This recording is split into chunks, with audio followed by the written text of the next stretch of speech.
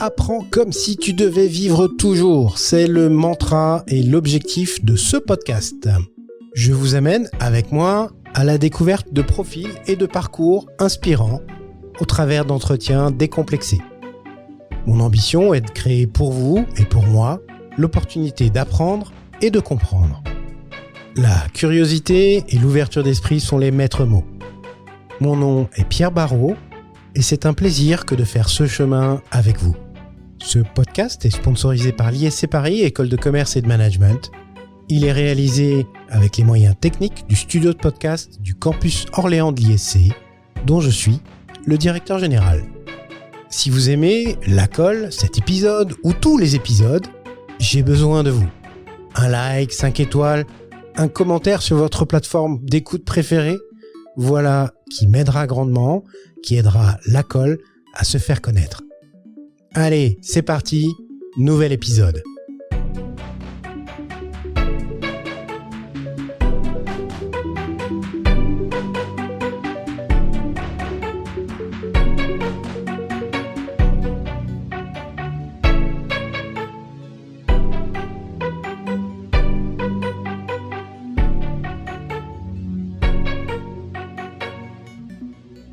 Chers amis de la colle, bienvenue sur ce nouvel épisode. Aujourd'hui, nous allons parler entrepreneuriat au féminin, reprise d'entreprise, inclusion, et ça va pas être le moindre des thèmes qu'on va aborder. Éventuellement, on parlera sport aussi, parce que voilà.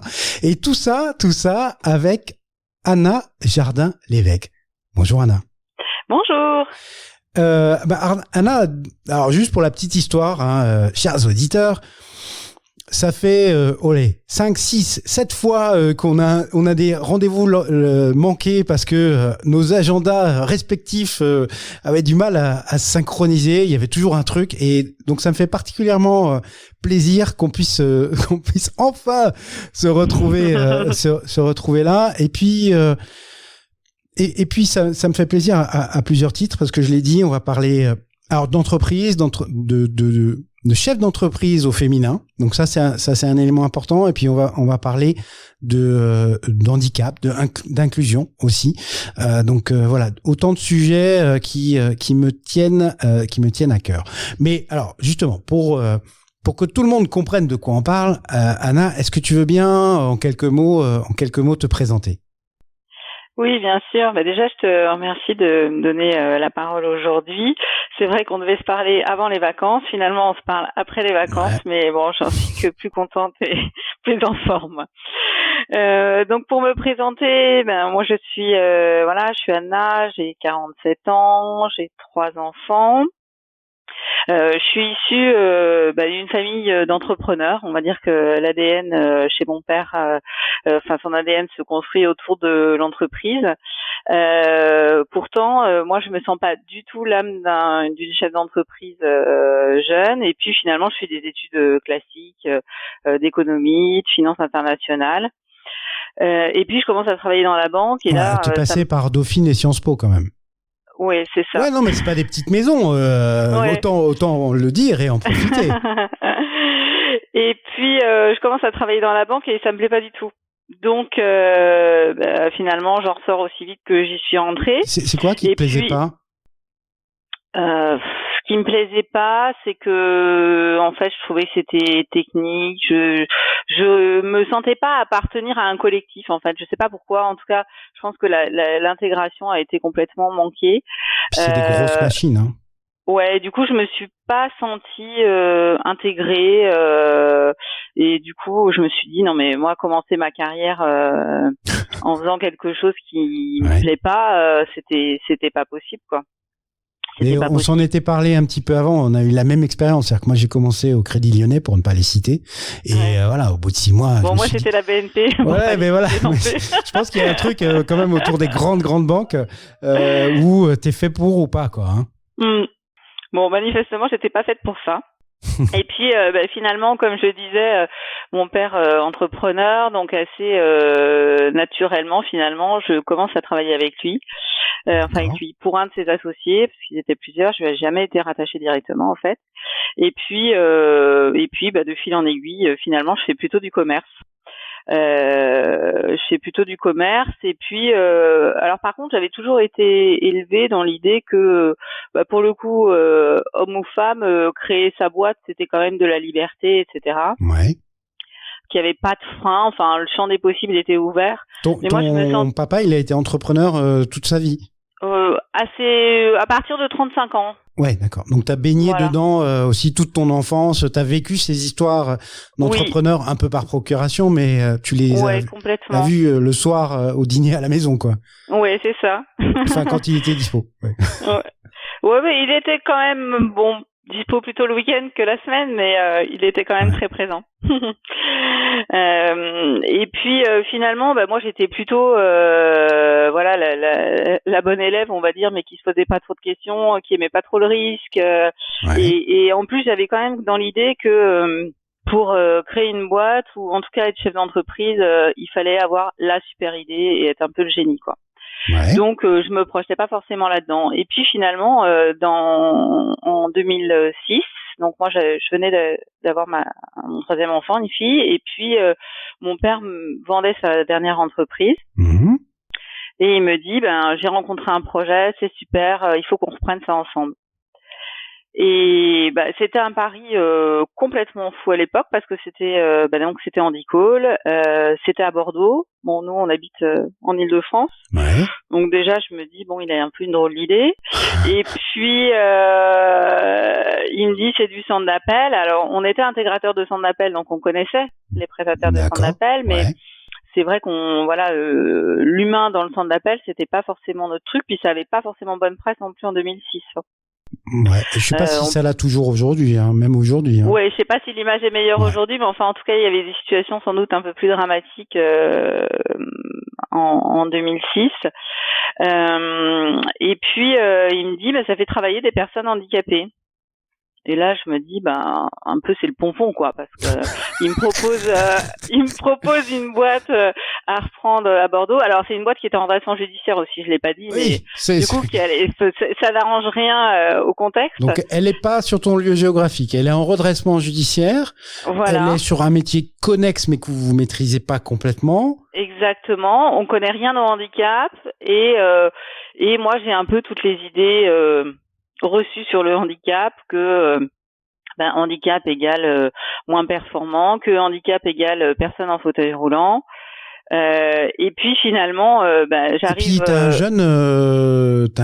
ton troisième enfant qui a 1 an. Même pas. À ce moment-là, elle a 6 mois. Ouais. Enfin, que tu sois un homme ou une femme, ça veut dire que ça a changé des choses dans ta vie, quoi. Hein. Oui, c'est sûr. C'est sûr. Et en fait, il me dit écoute, on y va et tu verras. Et on est allé. Et en fait, déjà j'ai beaucoup d'idées reçues qui sont tombées quand on a franchi la porte de cette entreprise. Ouais. D'abord parce que j'ai vu que le handicap c'était pas des personnes en fauteuil roulant, que c'était des personnes qui étaient très souvent en reconversion professionnelle parce qu'elles pouvaient plus exercer leur métier précédent. Ouais.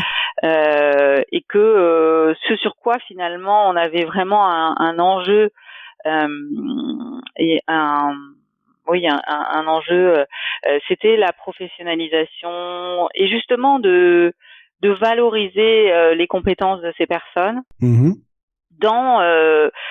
En fournissant une prestation de qualité à nos clients qui allait faire que on allait réussir à redresser l'entreprise et puis c'est comme ça que ça. Tu penses que ce qui fait que ça partait au tapis, c'était effectivement une problématique de qualité? Oui, clairement, je pense qu'il y avait en tout cas un manque de clarté entre ce que le client attendait et ce qui était compris dans l'entreprise, quoi, pour produire le service. D'accord. Et ça, c'est quand même un peu la base pour aller satisfaire ses clients, c'est de bien comprendre quelles sont leurs problématiques, quels sont leurs enjeux, et ensuite nous de les convertir finalement en service. D'accord. Donc en gros, vous faites ce rendez-vous, tu découvres un certain nombre de choses. Tu te souviens ce que vous êtes dit en sortant du rendez-vous? Parce que vous y allez pas, le deal n'était pas fait. En gros, vous étiez comment on appelle ça, en investigation. Oui. Voilà. Oui, parce que de toute façon, on l'a repris à la barre de commerce ensuite. à la barre du tribunal de commerce. Ce que je me suis dit, en tout cas, enfin, ce que j'ai dit à mon père, c'est que oui, il y allait avoir du boulot si on voulait le faire, mais que je pense que ça valait le coup, quoi. Ça valait le coup. Donc il y avait, tu voyais où les leviers, où il y avait des leviers que tu pouvais activer. Oui, et enfin encore une fois, c'était aussi une des. Enfin là, quand on reprend quelque part, moi je viens aussi, je disais avec des fonctions plus commerciales. Je viens pas forcément là dans une logique déjà de dirigeante, de stratégie, mais voilà, je ressens un certain nombre de choses et je me dis aussi que commercialement, il va falloir y aller. Ouais. Et en fait, d'ailleurs, je pense que c'est une des choses aussi qui a fait que ça n'a pas marché avant, c'est que les fondateurs qui avaient eu du coup une idée quand même un peu géniale et novatrice à ce moment-là de créer une entreprise adaptée, donc qui intègre des personnes en situation de handicap, mais dans les métiers de la relation client qui sont des métiers quand même stratégiques, je dirais, pour les entreprises. En fait, pour eux, le mot commerce c'était un gros mot, quoi. Il fallait, on était dans un domaine social, on pouvait pas parler de commerce, c'était pas possible. Et sauf que ça finalement, dans la logique de ce que j'ai appris aussi après, et une des idées reçues contre lesquelles je me bats, c'est que on peut être justement une entreprise privée et avoir une mission sociale, et quelque part la stratégie de l'entreprise, elle se construit avec les mêmes outils, on va dire. Ouais. C'est pas parce qu'on est une entreprise adaptée, donc on a cet objectif d'intégration, de retour à l'emploi durable des personnes en situation de handicap, que pour autant on ne doit pas avoir une stratégie claire, des moyens définis, vouloir dégager de la marge. Voilà, des ambitions et des ambitions qui, alors peut-être que la différence chez nous, enfin en tout cas moi ce que je promeus, c'est vraiment l'idée d'une performance globale, quoi, et de se dire que oui, on va aller chercher la performance économique, et quelque part on a mis du temps, ça, nous, hein, je sais pas, ça fait donc un peu plus d'une quinzaine d'années qu'on a repris Handicall. Je pense que ça fait 5-6 ans qu'on gagne de l'argent, parce que quelque part c'était pas un objectif qu'on osait, je pense, formaliser. Parce que oui, on est une entreprise qui intervient dans le domaine du handicap, etc. Sauf que à un moment donné, si on veut avoir des ambitions fortes, il faut aussi qu'on puisse gagner de l'argent pour investir, sauf que au-delà de cette performance économique, on va aller chercher aussi de la performance sociale, de la performance opérationnelle. Et finalement, c'est la performance aussi dans la satisfaction des clients. Et c'est parce qu'on aura atteint ces différents types de performance, justement, qu'on sera sur quelque chose de global, que ça pourrait être durable. Moi, c'est vraiment ce que je pense. Comment on rachète une boîte à la barre du tribunal de commerce? Ça se passe comment? Et comment, alors c'est pas forcément, tu me réponds pas, hein, mais comment vous avez financé ça? Parce qu'en général, on rachète pour pas grand chose, mais derrière, on sait qu'il va falloir allonger un peu de cash. C'est un peu ça l'histoire. Alors moi je savais pas faire ça du tout, hein, mais encore une fois, mon père était à côté de moi dans cette aventure. Et ils disent d'ailleurs, c'était pour vous d'y aller à deux, ou lui en. Ouais, je pense que, il m'a dit on le fait ensemble, mais clairement le ensemble ça a été plus lui au départ, et encore une fois on s'est jamais marché sur les pieds. Lui, du coup, plutôt sur la finance, justement, etc. Et moi, plutôt sur le commerce, le marketing, les process. J'ai beaucoup travaillé aussi sur la qualité. Je parlais justement de professionnaliser, etc. Donc on a beaucoup travaillé sur les processus de l'entreprise, sur une certification ISO, enfin voilà, un certain nombre de choses qui ont permis d'aller chercher de la performance organisationnelle et opérationnelle. Mais comment on reprend une entreprise? En fait c'est simple, hein. Quand mon père a rencontré les fondateurs, qu'il a vu qu'ils étaient en redressement judiciaire, il a déposé un dossier. Je disais qu'en 2006, il vendait sa société, donc il avait créé une holding familiale, et en fait, on a mis au départ 50 000 euros. C'était pas phénoménal, hein, pour reprendre. Il y a des boîtes qui se rachètent 1 euro, hein, donc de toute façon, voilà. C'est pas le prix que tu payes à ce moment-là qui est important, hein. Ouais, c'est clair. Bon, rapidement, on a vu qu'il allait falloir quand même un peu plus de 50 000 euros pour faire ce qu'on avait à faire. Mais je pense que voilà, après peut-être on a remis 200 000 euros, mais dans mon souvenir, c'est le tribunal à qui tu soumets les dossiers, oui, c'est ça? c'est ça. Et qui En fait, arbitre. on présente un projet. Bon, je pense qu'on n'était pas on n'était pas pléthore à se battre pour le dossier. Et puis nous, ce qu'on voulait surtout, c'était pérenniser les emplois qui existaient. Oui.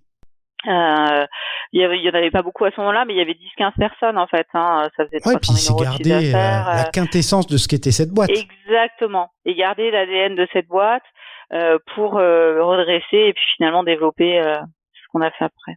Et donc, alors là, les premiers jours, bah finalement, tu prends une sacrée responsabilité quand même à ce moment-là. Enfin, vous. Ouais. Les premiers jours, en fait, on s'attaque un peu à tous les sujets, mais en premier lieu, rencontrer le client qui fait confiance à ce moment-là en Nicole, qui est le client historique dans Nicole, qui est toujours aujourd'hui un de nos partenaires privilégiés, c'est SFR.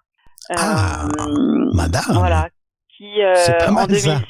Ouais, alors c'était un des gros points forts effectivement en 2006 du dossier, c'est que SFR avait commencé à travailler avec Andy Cole 6 mois auparavant. D'accord. Donc il y avait une dizaine de personnes qui travaillaient pour SFR. Aujourd'hui, on en a un peu plus de 20 qui travaillent encore pour SFR. Ouais. Et finalement, ça a été aussi en travaillant la qualité des prestations, travailler la recommandation. Nous, on s'est beaucoup développé sur la recommandation de nos clients. Donc, c'est des choses qui mettent du temps, mais qui font que vous démarrez des partenariats aussi avec des gens qui partagent les mêmes valeurs que vous.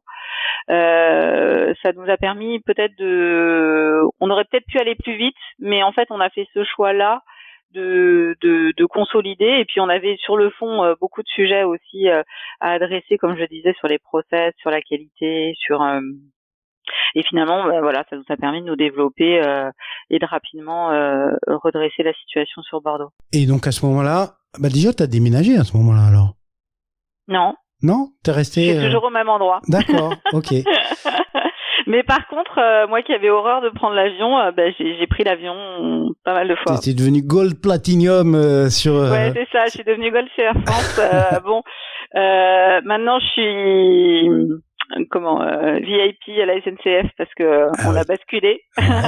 On a basculé avec le TGV maintenant qui met 2 heures pour aller à Bordeaux, mais voilà, ouais, ça nécessite effectivement au départ d'être pas mal sur site, oui. Pour comprendre les problématiques, pour rencontrer les gens, surtout les rassurer aussi, et les impliquer dans un nouveau projet qui est notre projet, qui est pas le projet comment du départ. Tu fais ça? Parce que t'arrives, t'es le repreneur.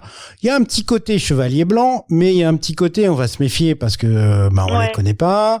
Est-ce que ce sont des prédateurs qui gros vont nous revendre à la coupe? Alors là, il y a pas grand-chose à couper, mais il y a toujours ces deux tenants, on va dire. Ouais, c'est vrai. En fait, c'est vrai qu'au départ, ça n'a pas forcément été très simple, d'autant que les fondateurs étaient restés un certain temps. D'accord. Et ça s'est éclairci quand ils sont partis. Parce que comme ça, on parle d'une seule voix, les choses sont plus claires, et puis on parle directement aux personnes. Enfin, c'est vous qui aviez souhaité qu'ils restent là un peu? En fait, c'était dans le deal en fait de départ. Voilà, sauf qu'après, on a vu qu'on allait vraiment. Une bonne idée, quoi. Non, que c'était pas une bonne idée, on parlait vraiment pas le même langage et que c'était pas une bonne idée. Mais comment donc après, comment tu les embarques avec toi, ceux qui sont là? Alors, mon père est très direct, mais aussi très authentique. Donc, je pense que voilà, quand il parle aux gens, les gens, ils ont eu confiance et finalement, ils ont adhéré. Et puis après, il y a des choses, ça prend aussi un peu de temps. Je pense qu'il faut pas précipiter, il faut pas vouloir tout changer non plus. Et puis rapidement, on a montré quand même qu'on s'engageait. On a déménagé, on est allé dans des locaux qui étaient plus agréables. On a fait des investissements en fait qui permettaient aussi de soutenir la professionnalisation. Ouais. Et je pense que ça a rassuré. Puis ce qui a rassuré aussi, c'est de voir d'autres clients arriver. Tu m'étonnes. Ça veut dire voilà. du business qui rentre, donc du chiffre d'affaires, enfin tout va mieux, quoi. Hein. Donc je pense qu'il faut, il faut rien précipiter, il faut parler clairement quand on a besoin de le faire. Et puis finalement la confiance on la gagne comme ça. Mmh. Sur le terrain. Et 15 ans après à Bordeaux, il y a quand même, moi je ressens un climat particulier sur ce site. Il y a des gens qui étaient là il y a 15 ans et Bordeaux a vraiment une histoire particulière qu'on n'a pas sur les autres sites où on est parti de rien finalement, où on a créé. Là il y a une histoire et c'est chouette quoi. C'est peut-être que finalement l'histoire fait que les gens sont peut-être encore davantage dans le sens en fait du projet. Alors à ce moment-là de l'histoire, finalement ton père est dirigeant de la boîte, toi tu es sur marketing, vente commerciale, process, ouais. Et à un moment ça va shifter, on va dire. Enfin plutôt voilà, tu vas devenir la boss, mais avant ça, comment on fait pour pas s'engueuler avec son père? Ouais, alors ça j'ai pas forcément la réponse à ça, mais ce que je m'aperçois c'est que j'ai une chance folle parce que en fait quand je suis adhérente au CJD là depuis un an, donc le centre des jeunes dirigeants, et du coup j'ai l'occasion d'échanger beaucoup avec d'autres dirigeants d'entreprise et beaucoup qui ont ou qui interviennent dans l'entreprise familiale. Et c'est souvent un truc, mais c'est Kafka, quoi. Ben oui. Et du coup, et moi, plusieurs fois, on m'a dit, mais Anna, tu devrais écrire un retour d'expérience parce que moi, avec mon père, on s'est jamais engueulé, mais vraiment. Mais j'y crois pas une seule seconde. Mais c'est vrai. Parce que, alors, je pense que déjà, quand on a repris Handicall ensemble, il avait, c'était en 2006, il avait 62 ans. Ouais. Donc clairement, il avait plus rien à prouver. Il aurait pu tranquillement, officiellement, il était retraité. Ouais. Donc il avait réglé tous ses problèmes d'ego et autres joyeusetés. C'est ce que j'allais dire. Il avait zéro problème d'ego. Et je pense qu'il était plutôt dans une logique de transmission, en fait. Ouais. Tout simplement. Et mon père il m'a plutôt toujours soutenu. Il m'a jamais dit non mais là ce que tu fais franchement c'est une mauvaise idée, ou moi j'aurais pas fait comme ça quoi. Le truc le pire quoi. Ouais. Non mais moi j'aurais pas fait comme ça. Genre non, il m'a jamais dit ça. Au contraire, il m'a toujours soutenu dans ce que j'ai fait. Et puis finalement on avait chacun nos précaré. Ouais, c'est ça, notre précaré. Oui, mais en même temps, t'étais la directrice commerciale. S'il y en a un sur qui on met la pression dans une boîte, c'est le directeur commercial, et parce que derrière, c'est le chiffre d'affaires, etc., etc. Mais encore une fois, il y a bien eu un repas dominical où Anna là, on y va. Là. Non, mais en plus vraiment, vraiment. Mais c'est vrai qu'on s'est pas mis, comme je le disais aussi tout à l'heure, on s'est pas mis la pression sur la croissance. On s'est pas fixé un objectif où on s'est dit, là, on veut être à temps. On n'avait pas vraiment formalisé d'objectifs stratégiques à 5 ans. On n'était pas dans ça, quoi. Je pense qu'au départ, c'était redresser, comme je disais, développer. À notre rythme, quoi. On s'est pas mis forcément la pression. Moi, je me la suis plus mis depuis que j'ai repris finalement de manière effective le capital il y a 2 ans. Parce que là, je me suis dit, mais en fait, qu'est-ce que t'as envie de faire? Et puis, quand j'ai regardé le contexte, etc., je me suis dit, on est sur un marché qui est en croissance, on arrive à bien se développer, on intègre des personnes qui sont éloignées de l'emploi, qui sont en situation de handicap. La réalité, c'est que il y a encore 500 000 personnes inscrites au chômage en situation de handicap, et du coup, moi, tout ce que je peux accélérer, je vais l'accélérer, quoi, parce que j'ai envie de relever ce défi des personnes en situation de handicap, de l'emploi, des personnes en situation de handicap, le défi aussi du développement des compétences, de la valorisation des compétences. tout simplement, et de me dire pour ça faut que je mette des moyens, et si on met des moyens, il faut aussi en face qu'on se fixe des objectifs, quoi. Comment va se passer la transition? C'est-à-dire comment tu vas devenir présidente? Parce que c'est votre projet. Non, mais la transition, elle est faite. Mon père ne vient plus au bureau depuis 1 an. Covid oblige. Hein. Voilà, il était dans les personnes dites à risque à 76 ans l'année dernière. Et puis finalement, je disais qu'on avait repris aussi via une holding familiale dans laquelle il y avait mes frères et sœurs et mes parents.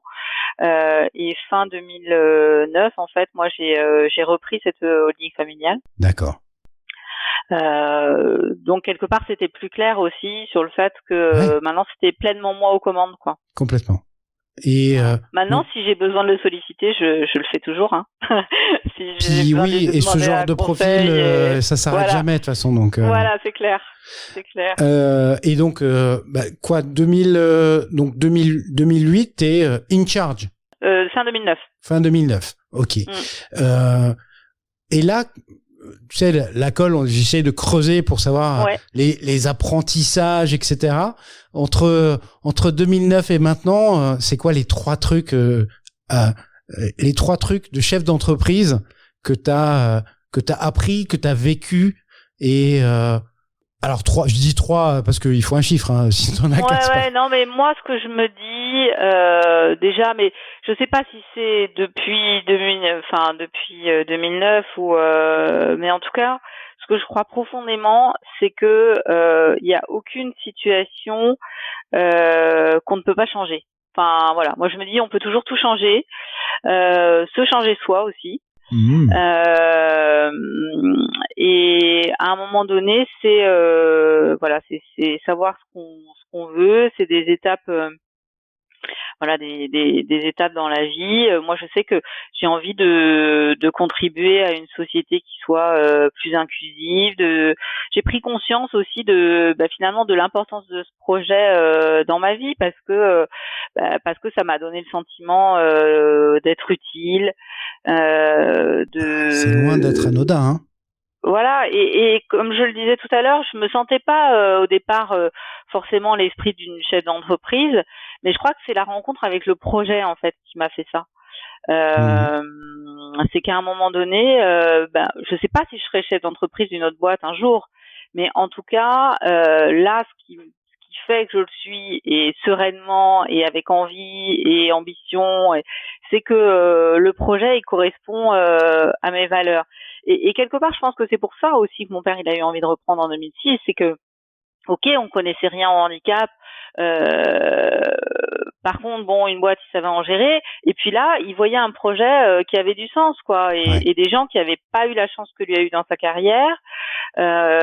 Donc moi, je pense que ce que ça m'a appris, et justement, c'est ce que j'ai envie de dire aussi aux gens qui nous font confiance à un moment donné dans le changement de leur parcours professionnel, c'est que ils ont vécu une situation souvent liés à leur handicap, qui fait qu'ils perdent leur job précédent.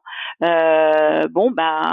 ils nous font confiance pour changer cette situation-là, et développer de nouvelles compétences et se positionner. Et ça, je pense que c'est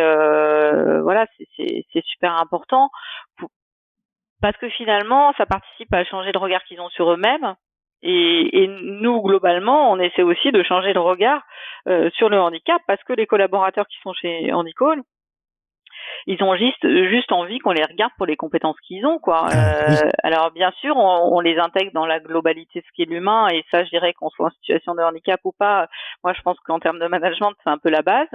Et c'est pour ça que d'ailleurs, quand on a fait, il nous est arrivé de faire des formations sur le management du handicap. Moi, je me dis, manager le handicap, c'est manager tout court, parce que c'est manager avec ce qu'est la personne dans son ensemble, et du coup, avec ses difficultés et ses points forts, quoi, tout simplement. Mais c'est vrai, t'as complètement raison. Le principe de base, un de mes principes de base en termes de management, c'est l'écoute. Et et c'est pas parce que quelqu'un est en situation de handicap que tu dois avoir une écoute plus active ou Bien plus sûr. attentionnée. C'est juste la même écoute. Exactement. Et après, juste éventuellement, les actions qui chaînent derrière, les aménagements qui chaînent derrière peuvent être un peu différents. Exactement. Mais t'as raison, c'est les compétences. Mais ça veut dire aussi quand même une chose, c'est que à toi perso, et c'est comme ça que je l'entends. Alors peut-être que, mais j'ai l'impression que tu te mets une sacrée pression sur cette responsabilité-là. Je sais pas si je me mets franchement, Enfin, il y a un sentiment quand même. Enfin, tu vois, ça a rien d'anodin tout ça. Bah, en tout cas, non, c'est pas anodin, mais c'est pas anodin parce que ça touche les personnes. Et on a fait d'ailleurs il y a l'année dernière ou il y a 2 ans, je sais plus, une étude France Active Centre Val de Loire, qui est un de nos partenaires, un financeur de l'économie sociale et solidaire, nous a proposé une méthode qui s'appelle VIS pour aller évaluer l'impact social. Et en fait, donc on a réalisé un diagnostic avec les parties prenantes, les salariés, le service public de l'emploi, et on a adressé un petit questionnaire à nos collaborateurs. On s'est posé la question suivante, c'est quel est l'impact sur la personne d'un retour durable à l'emploi, sur la personne en situation de handicap. Ouais. Et en fait, les résultats de cette étude, c'est que 96% des gens qui rentrent chez nous en situation de handicap vivent mieux leur handicap avec ce retour à l'emploi, et que pour 8 personnes sur 10, on améliore leur vie. Donc, je veux dire, c'est quand même, effectivement, je me sens pas une pression phénoménale, mais je me dis c'est quand même une responsabilité importante. Ouais. Et si on peut justement avoir cet impact positif, c'est pour ça aussi que j'ai envie d'accélérer, parce que je me dis cet impact il est majeur quoi pour la vie des gens en fait. À ce jour, je vais juste sortir 2-3 chiffres, tu me diras, tu me corriges s'ils sont faux ou si je suis en dessous, etc. Mais c'est plus de 300 collaborateurs. Oui. En école. C'est sur ces 300, c'est plus de 80% qui sont en situation de handicap. Donc vous êtes bien dans la mission, dans le nom, tout ça est aligné. Moi, alors ça c'est un chiffre que moi je trouve un peu hallucinant, mais c'est plus de 2,3 millions de contacts. C'est-à-dire que vous gérez plus de 2 millions d'appels téléphoniques. D'interaction, voilà. Avec ça a l'air de rien, hein, mais un petit chiffre d'affaires de 7 millions d'euros, en gros, voilà, en progression. Vous n'êtes pas une start-up, donc vous n'êtes pas à 150% de croissance, mais plutôt à 15% dans ces eaux-là. On est même à 30% cette année. Bah voilà. Donc quand je dis qu'on accélère, ça accélère fort. Tu disais, si j'ai bien noté, quand vous avez repris la boîte, vous étiez 20, c'est ça 10-15. 10-15, donc de 10-15 à 300... Et 360 000 euros de chiffre d'affaires. Donc on peut qualifier ça quand même plutôt de belle réussite. Oui, c'est vrai que c'est une belle réussite. Oui, et puis tu as cité SFR, vous avez Harmonie Mutuelle aussi dans vos clients. Oui, on travaille avec Total, avec le groupe BPCE, avec la Société Générale. C'est pas avec Harmonie Mutuelle d'ailleurs que tu es allé faire un semi-marathon là ?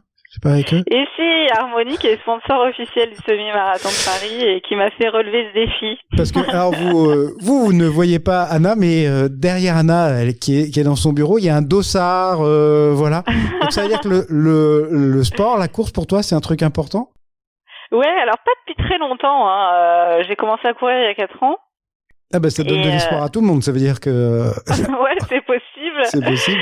Et ouais, je trouve ça chouette. C'est aussi relever des défis collectivement. Là, on a participé à ce semi, du coup, avec les équipes d'Harmonie, moi, j'avais mon responsable de Tours, Jean-Philippe Ansaldi, qui participait avec moi, et Grégory Mouillens, qui est un de nos collaborateurs de Bordeaux, qui est un ultramarathonien, voilà, quelqu'un qui est, il est hémiplégique, donc voilà, lui dépasse son handicap, mais à chaque fois qu'il fait une course. Bah oui. Et donc collectivement, c'est toujours fort dans les choses à partager. Tu le disais, cette année, les chiffres sont encore meilleurs. Ça veut dire que finalement, est-ce qu'il y a eu un impact Covid ou c'est autre chose ? Non. Alors nous, c'est vrai que déjà l'année dernière, on a eu peu d'impact lié au Covid, puisqu'on s'est mis en télétravail très rapidement, et c'est vrai que pour ça, toutes les équipes se sont hyper mobilisées. Et alors, je crois qu'il y a plusieurs effets. Il y a peut-être un effet Covid parce que quand on parle relation client à distance, c'est sûr que t'es en plein le dans la cible, distanciel est quand même plutôt à la mode.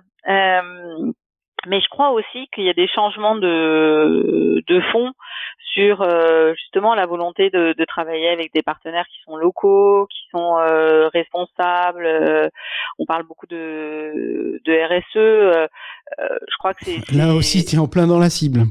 Voilà, c'est ça, c'est des valeurs finalement que nos clients recherchent aussi. Complètement. Dans notre offre qui est assez différenciante sur un marché qui est un marché avec des acteurs mondiaux. Hein, donc nous, on est vraiment le tout petit, quoi. Mais différent. Ouais, justement, différent. Mais et dans cette logique de différence, enfin, vous avez des vrais atouts. Quand je dis vous êtes en plein dans la cible pour le RSE, c'est aujourd'hui une préoccupation pour toute entreprise qui se respecte. Ouais. Et travailler et sur des boucles locales et à des logiques d'inclusion. Enfin voilà, c'est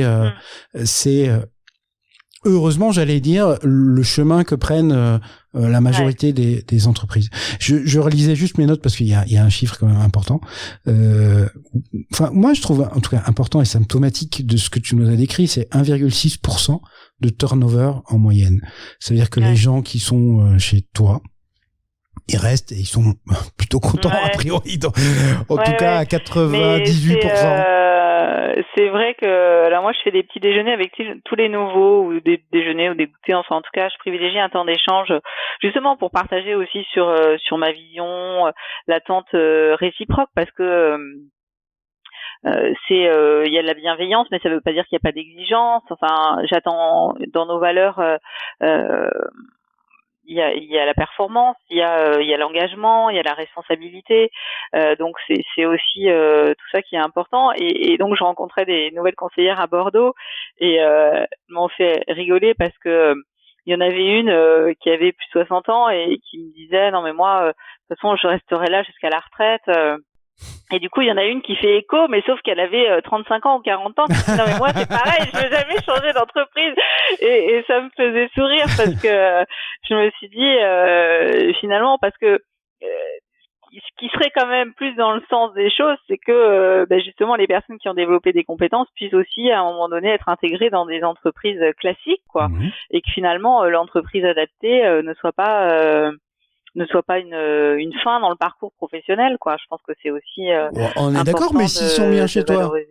Ah bah oui, non mais je m'en réjouis. Je m'en réjouis et c'est vrai que c'est un point où on n'est pas forcément d'accord avec l'évolution de la réglementation et d'évolution de la loi sur les entreprises adaptées qui a été votée fin 2008, qui met en place des expérimentations justement avec du CDD dit tremplin. L'idée étant que les personnes rentrent dans l'entreprise adaptée mais en ressortent pour intégrer une entreprise classique, un petit peu sur les modèles des entreprises d'insertion. Et c'est vrai que pour l'instant on n'y a pas été. On va commencer là l'expérimentation à Bordeaux, mais à la marge sur quelques personnes parce que je pense que effectivement, ne pas avoir de turnover, c'est aussi un des leviers pour délivrer un service de qualité à nos clients.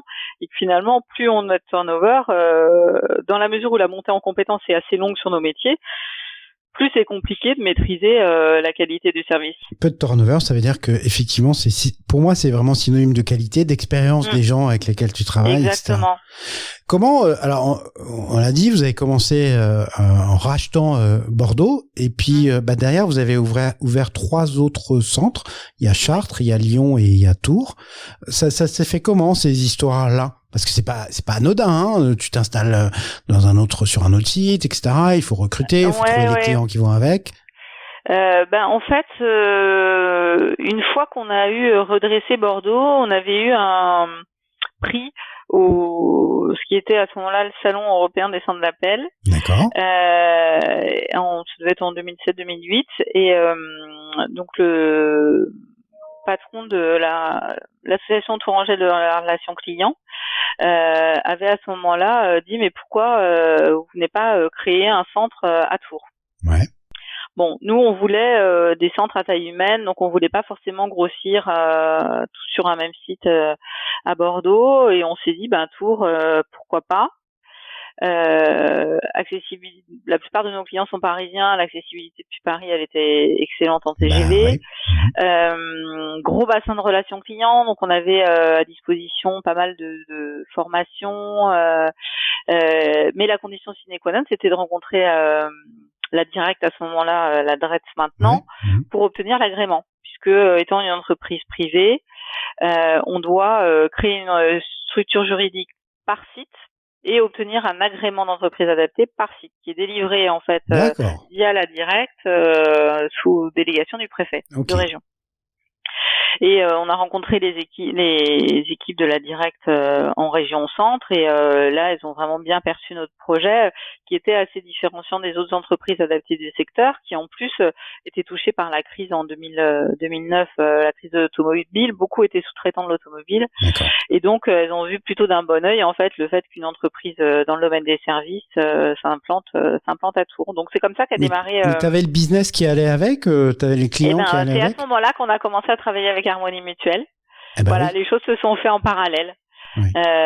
Et du coup, ça a été notre première expérience de service client en juin 2009 à Tours, quand on s'est implanté. Ok. Donc ça, c'est et dans la suite, Chartres, puisqu'on avait on avait eu un projet de créer un centre en Île-de-France, et là par contre on n'a pas obtenu l'agrément. On nous a tu sais pourquoi? On nous a dit que notre projet n'avait rien de social, voilà. Donc comme manifestement en région centre il y avait plus de soutien, on s'est dit Chartres c'est pas très loin de Paris finalement. Attention, prochaine étape Orléans, hein. Ouais. Mais là, la région centre nous connaît bien. Et c'est comme ça qu'on a créé Chartres. Et ensuite, on a ouvert Lyon parce que c'est pareil en termes d'accessibilité. Depuis Paris, on trouvait que c'était intéressant. Et puis qu'on allait sans doute pouvoir avoir des clients locaux aussi, ce qui a été le cas à l'ouverture du site. Et mais tout ça, je reviens sur ma question, c'est tout ça, ça doit venir avec des clients, quoi, hein. Oui. À chaque fois, c'est vraiment une démarche en parallèle. Alors, il faut pas qu'il y ait trop d'écart entre le moment où on investit les locaux, où on recrute les gens, mais c'est aussi des choses qui prennent du temps. Pour à Lyon, pour s'implanter, ça n'a pas été simple. Pour obtenir l'agrément, on a mis 2 ans. Donc, à un moment donné, on avait les clients, on avait les gens, mais on n'avait toujours pas l'agrément.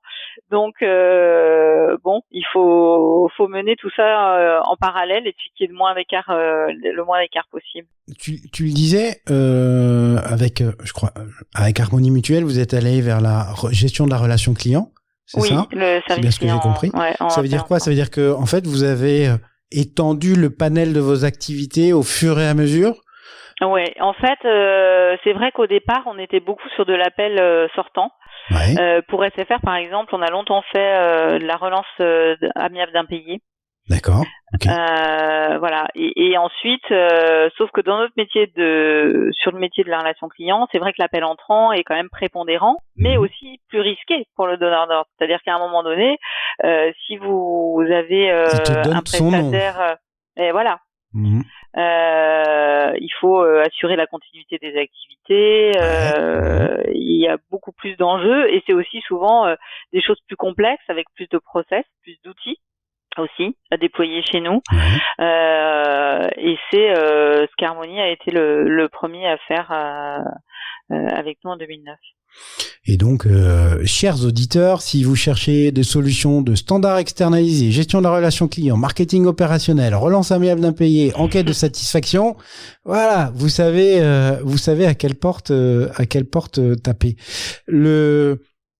Alors ça, c'est mon côté geek qui va parler. Sur les années qui viennent de passer, il y a eu une évolution technologique du métier. Oui, alors nous, on venait de la brique technologique. Alors c'est vrai que c'était pas le truc compliqué à gérer pour nous. Ça te faisait pas peur, ça? Non, ça nous faisait pas peur. Mais ce qu'on voit par contre, c'est que de plus en plus, en fait, nos clients donneurs d'ordre arrivent avec leurs outils. De moins en moins, on utilise nos propres outils. Et de plus en plus, ils nous livrent le panel et nous, on doit intégrer ces outils finalement dans notre architecture. Ah ouais, ça veut dire que ça c'est peut-être l'avènement des solutions dites en SaaS, c'est-à-dire Software as a Service. En gros, tu as un navigateur internet, tu peux te connecter sur le système d'information de ton client entre guillemets et faire ce qu'il faut. Et qui simplifie pas mal les choses aussi quand on est en télétravail parce que tu m'étonnes. Avec les problématiques de télétravail, ça a permis plus facilement de déporter. Alors moi j'ai une image d'Épinal fausse. Je précise tout de suite, des centres d'appel, tu sais, avec les compteurs, etc. Grosse pression, des floor managers, etc. C'est comment? On n'a jamais eu de bandeau qui se met en alerte rouge si on n'est pas, nous, nos managers, alors bien sûr qu'on pilote la performance, heureusement. Parce qu'on est aussi sur des activités externalisées où on doit rendre compte de l'activité à nos clients. Mais pour autant, cette performance, elle doit être équilibrée et être intégrée à notre modèle d'organisation aussi. C'est-à-dire que nous, on a défini des temps pour la formation, des temps pour les pauses, des temps pour les réunions, des temps d'accompagnement, parce que nos managers sont avant tout là pour justement accompagner au développement des compétences. Donc nos propositions commerciales en fait intègrent des modèles économiques qui traduisent cette organisation en fait. Donc bien sûr on a les KPI, souvent ils sont définis par les clients. Bon après c'est souvent des choses assez classiques dans nos métiers, mais en fait notre client ne nous impose pas son organisation, je dirais. L'organisation, elle nous est propre parce que on a aussi justement des personnes qui ont peut-être pas le profil des personnes qu'on retrouverait ailleurs, et que pour nous l'organisation c'est aussi un moyen d'atteindre la performance, mais aussi d'offrir une qualité de vie au travail à nos collaborateurs qui soit cohérente avec ce qu'on souhaite offrir. Il y a, alors c'est en filigrane au travers de toute cette conversation, mais vous êtes une entreprise avec une véritable raison d'être. Dès le départ, Handycall est une entreprise à raison d'être.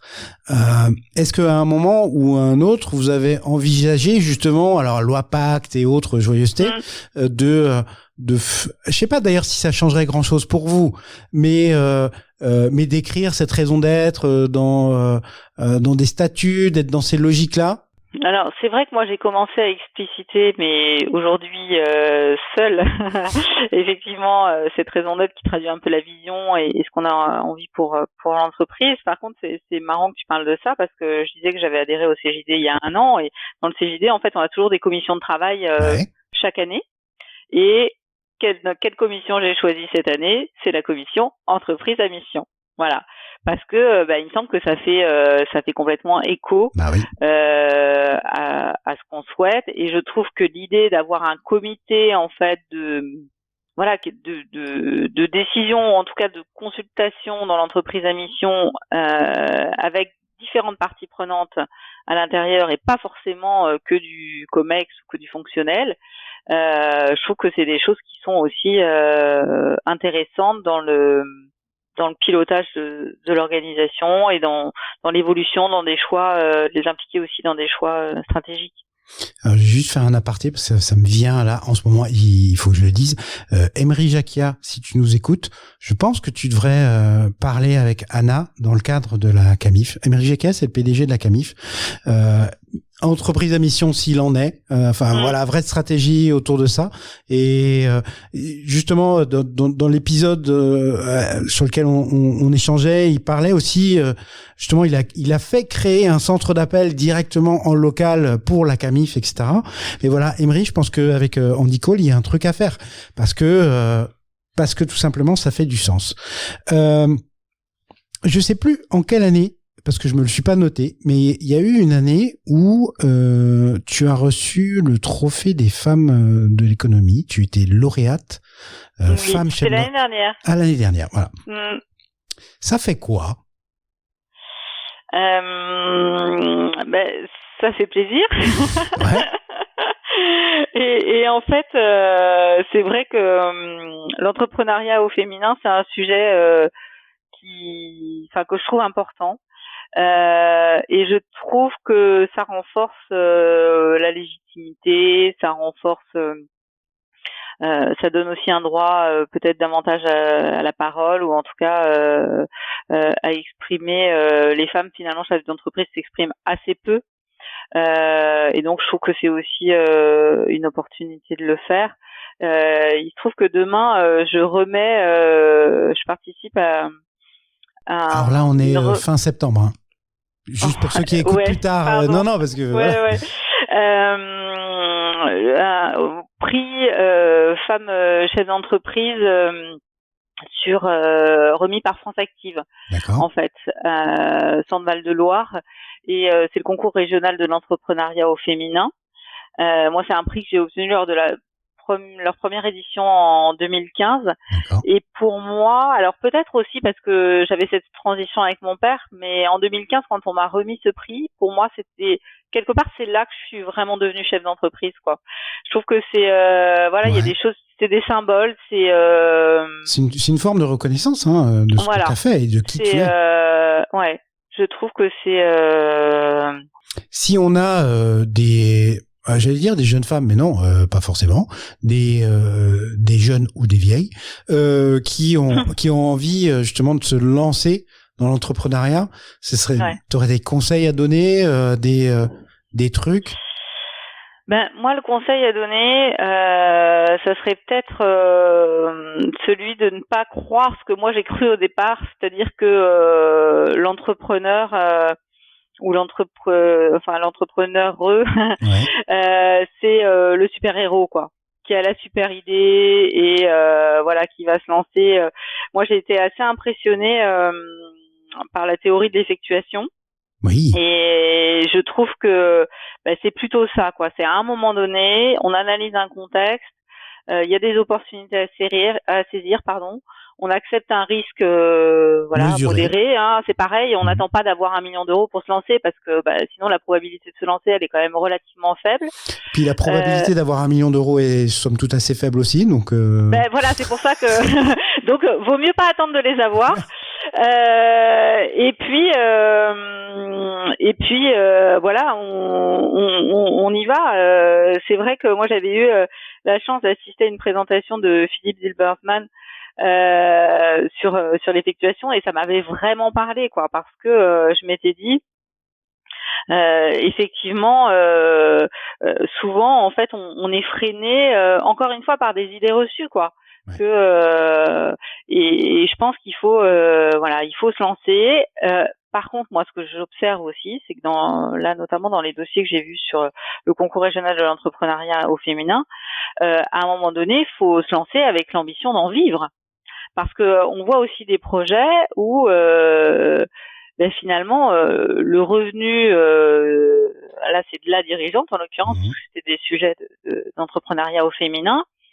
C'est suffisant et pour être néant pérenne. Ou pas grand chose, quoi.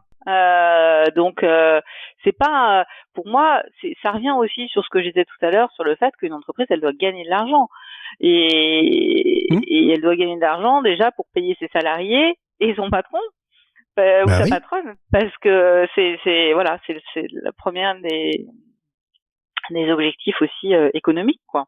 Mais je me le note, il faut que je me trouve un prof ou un spécialiste de l'effectuation, de l'innovation frugale, etc., etc. Je mettrai 2-3 liens de bons bouquins sur ce sujet. C'est un... Oui, là, moi, je te disais, c'était Philippe Zilberzan, qui est prof à l'EM Lyon. Ouais. Qui a écrit un bouquin là-dessus, et dans le cadre du CJD, il nous avait fait une présentation, c'était vraiment top. Bon, écoutez, j'essaierai de retrouver... Et finalement, c'est un peu comme la prose, quoi. On en fait sans savoir. Hein. C'est clair. Voilà, tout le temps. C'est clair. Anna, on va arriver au bout. Ça fait un petit moment qu'on parle ensemble. Alors, tiens, je vais me mettre directement sur le site web. Donc, si vous voulez regarder ce que fait Handical, c'est Handical, HANDICA2L.fr. Voilà. Et ça vous donne tout ce que vous voulez. Si on veut te contacter, c'est quoi le mieux? C'est LinkedIn? Un mail. Un Oui, mail? LinkedIn ou un mail. Je peux donner mon mail là. Allez, C'est go. a.levesque, Leveque, @handicall.fr. Voilà. Donc pour tous ceux qui ont tenu les 52 minutes et qui sont encore Voilà, là, ils ont gagné mon mail. vous avez le mail de Anna. Ok, parfait. Alors, est-ce que tu es prête? On va passer aux 7 dernières questions rituelles de la colle. Et puis parce que comme on s'est loupé pas mal de fois, finalement, Anna, je suis sûr qu'elle a réussi à réfléchir très longtemps sur ces questions. Anna, dis-nous, quel est ton mot préféré? Mon mot préféré, c'est engagement. Ouais. Parce que pour moi, je dirais presque que je ne fais rien sans être engagée. Mmh. Et le problème pour les autres, c'est que j'attends la même chose en face. Ouais. Il peut y avoir du déceptif de temps en temps. Voilà. Non, mais en tout cas, je pense que c'est important d'être porté et de pas faire des choses par hasard. Mais est-ce que c'est pas alors ça c'est le vieux schnock qui parle. Est-ce que c'est pas un apprentissage qu'on fait justement au fur et à mesure des années où finalement l'engagement qu'on demande des autres, on baisse un peu le curseur. Le sien est toujours très très haut, mais voilà, on sait raisonner sur l'engagement qu'on attend des autres. Alors moi peut-être pas. En tout cas, après ça dépend sur quoi, mais sur sur l'humain, non, moi je crois que au contraire mon exigence elle. Ouais, ça je suis d'accord. Il y a des trucs non négociables. Elle augmente encore. Après oui le reste ça peut toujours s'arranger, mais sur les valeurs et l'humain, je crois que mon engagement il est plus fort. Quel est le mot que tu détestes? Mais. Ah, détesté par beaucoup d'entrepreneurs, tous les gens qui ont des idées, etc., à qui on dit ouais, mais. C'est ça. Et je préfère le et. Ouais. Au mais. Mais je pense justement, c'est vraiment le mindset des entrepreneurs. C'est quand tu présentes une idée, si t'as quelqu'un qui t'auras toujours les gens qui vont t'expliquer que c'est pas possible. T'auras contre toi les gens qui veulent faire la même chose. T'auras contre toi les gens qui veulent rien faire, etc., etc. Enfin, il y a une phrase de Confucius comme ça là-dessus. Et tous ces gens sont les mais. Ouais, je suis d'accord. Alors que celui qui s'engage justement à la réflexion, au moins derrière toi. Il va essayer de chercher les et parce que mais si on rajoutait ça à ton idée et si on faisait ça et si on faisait ça, mais ce serait génial. Voilà. Parce qu'en fait, je trouve que souvent on tue un peu dans l'œuf voilà les idées et au contraire la créativité, elle vient du fait d'être à plusieurs sur une idée. Mais effectivement en essayant de l'enrichir quoi, plutôt que de l'anéantir, c'est quand même un peu plus ouais, et puis il faut être positif. Ouais. Voilà, c'est ça. Le son ou le bruit que tu aimes? Les cigales. Malheureusement, les vacances sont finies. C'est vrai, tu me dis pas le téléphone qui sonne. Non. Surtout pas, ça c'est le boulot. Alors le mien sonne rarement parce qu'il est toujours sur vibreur, mais. Donc les cigales pour le farniente. Le son ou le bruit que tu détestes? Le klaxon. Ouais, grand classique. Mais ça c'est une perturbation de sa bulle. C'est une intrusion, on va dire. Ton juron, gros mot ou blasphème favori? Bon, je m'excuse par avance, mais c'est putain. Et je le dis un certain nombre de fois par jour. Ouais, voilà, ça a le mérite d'être honnête, ça, au moins. Mais ça fait du bien. Et puis, je sais plus qui le disait, mais il y a, dans les épisodes précédents, il y en a un qui disait, et ça m'est venu, ça peut être un putain déceptif, ça peut être, mais ça peut être aussi, un truc, génial, tu vois, ça peut être hyper positif comme gros mot. J'espère que tes enfants écouteront pas. Chut, voilà. La citation que tu aurais aimé avoir prononcée. Alors je l'ai entendue un peu avant l'été. Quand à mon émission favorite, La Grande Librairie, il y avait l'interview d'Edgar Morin que j'ai trouvé, mais alors fantastique. Il est beau, il est encore curieux à 100 ans, enfin c'est juste dingue. Et il a dit une phrase qui moi me parle beaucoup, qui est « Je suis tout ce que j'ai rencontré ». Après du Edgar Morin, faut toujours laisser un temps de silence. Ah ok. Non mais c'est vrai. Mais tu vois, c'est Idriss Aberkan là dans le premier épisode de cette saison, pareil, cite Edgar Morin. Enfin, voilà, oui. Il y a vraiment des trucs autour de sa pensée et donc je suis tout ce que j'ai rencontré. Tout ce que j'ai rencontré. Tout ce que ouais, non mais enfin je reste quoi parce que ça me fait réfléchir. Et je trouve que c'est voilà, enfin moi ça me parle vraiment voilà, de toutes les personnes que j'ai rencontrées, que je rencontre. Enfin ça te nourrit quand même énormément et ça te fait changer aussi. Non mais j'abonde. Si Dieu existe, qu'aimerais-tu après ta mort l'entendre te dire? Bon, alors là, je vais citer plutôt Axel Kahn. Ouais, ok. Parce que cette question, François Bunel lui a posée et il a répondu que j'ai été quelqu'un de bien. Et moi, j'aimerais aussi qu'il dise ça. Ouais, mais on se connaît pas plus que ça, mais je sais pas, en t'écoutant, et puis alors pour les auditeurs vous le voyez pas, mais Anna, elle a le sourire, elle a la pêche, elle a derrière elle un tableau où c'est écrit honorer ses promesses, savoir lâcher prise, savoir sortir de ses zones de confort. Enfin voilà, des messages hyper positifs. Ben avec en plus la mission autour d'Handicall que tu vis finalement tous les jours et que tu portes. Bah ouais, je pense que t'as de bonnes chances qu'ils te disent ça, le bon Dieu. Hein. Ouais, j'espère. Anna, oui. Alors ça participait de l'hypothèse première qui est voilà, s'il existe, Inch'Allah, et voilà, etc. C'est ça. Anna, il me reste à te remercier infiniment pour le temps que tu nous as consacré. On souhaite longue vie et encore un grand développement à Handicall. Je remets une couche à Emery Jacquia. Emery Jacquia, voilà, tu sais qui tu dois appeler.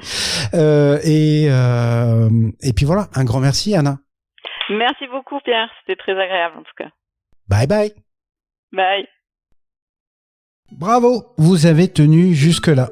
Si cet épisode vous a plu, vous pouvez le partager avec tous vos amis. Point important, abonnez-vous à La Colle sur votre plateforme de podcast préférée pour obtenir dès leur sortie les nouveaux épisodes. Mais aussi et surtout, laissez-moi un commentaire pour me dire ce qui vous a plu, ce qui vous a déplu, les trucs à améliorer et, je l'espère, vos encouragements. On se retrouve très vite pour un prochain épisode de La Colle.